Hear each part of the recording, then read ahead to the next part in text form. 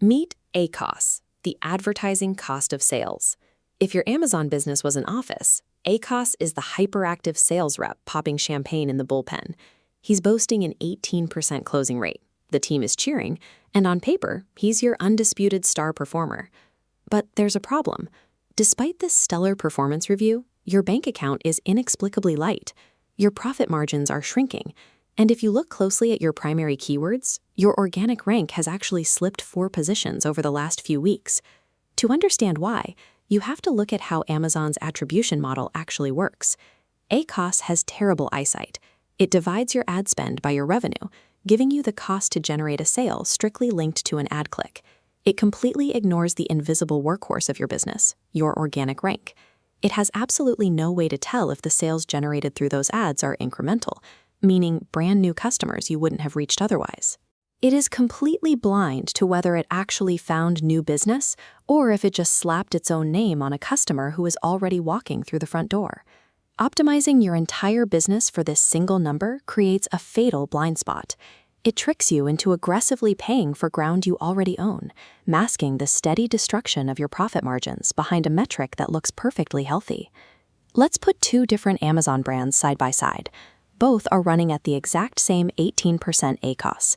According to Amazon's primary ad dashboard, these 2 accounts are performing identically. Look at their true sales volume. Brand A generates 300 free organic sales a month, paying for 100 ad sales. Brand B has it flipped, 100 free organic and 300 paid ad sales. They share the same 18% ACoS, but are totally different businesses. What Brand B is suffering from is known as organic cannibalization. This happens when a seller runs aggressive, exact match campaigns on the very same keywords where their product already holds a top 3 organic ranking. This flowchart shows exactly how that revenue gets hijacked. By winning the top ad placements, the campaign physically intercepts the searcher.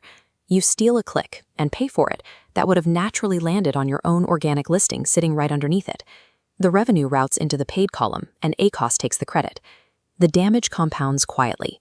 Because fewer people are clicking your organic result, your organic conversion rate begins to drop. Amazon's algorithm notices, and your organic rank begins to drift down the page.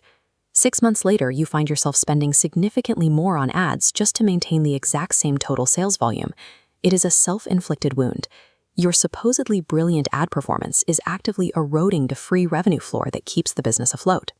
To expose the fraud, you need an auditor. You need TACoS, the total advertising cost of sales. Here's the formula that changes the math. TACoS is your total ad spend divided by your total revenue. By forcing organic sales into the denominator, it gives you a complete view of how much your ads are actually supporting your entire business. This graph maps acceptable TACoS across a lifecycle. During launch, to build velocity and reviews, 25 to 40% is acceptable to buy rank. In growth, it shrinks to 15 to 25%. At maturity, TACoS settles between 8 and 15%, where organic does the heavy lifting. If you have a mature product running a healthy ACoS, but a TACoS that sits way above its benchmark, the math is undeniable. Your ads are doing the work your organic listing should be doing for free. When you realize your TACoS is too high, the instinct is often to panic, slash the ad budget entirely, and abandon the strategy. That is the wrong move. Instead, you need to open up your exact match campaigns and look hard at where your money is going. Find the specific keywords where you already hold a top 3 organic position but are still bidding aggressively. Stop paying for guaranteed clicks. Pull the budget away from those highly specific, cannibalizing search terms. Then reassign those dollars. Push that exact same budget up the funnel. Target complementary ASINs. Bid on broader category terms, and start utilizing wider audience signals.